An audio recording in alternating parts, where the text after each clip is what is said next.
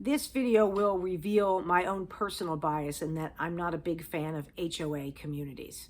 So some are better than others, but one of the things that I've run into a few times is where I have buyers who are looking at a property and there's something on that property that is requiring repair and it's the HOA's responsibility. It's not always easy to make them fix it.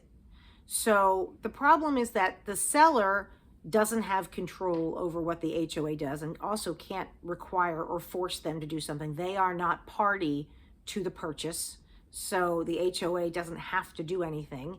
But it's something that, as a buyer, you might actually want to put into the contract. So one example was I sold a townhouse where the exterior wooden window frame was rotted and everything on the exterior was the HOA's responsibility.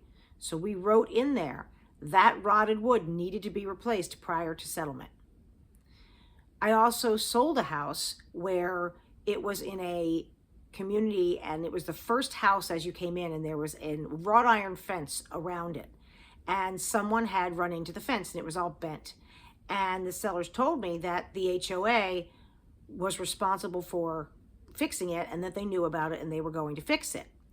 And I sort of didn't think anything of it because I knew that that was their responsibility and it wasn't my seller's responsibility.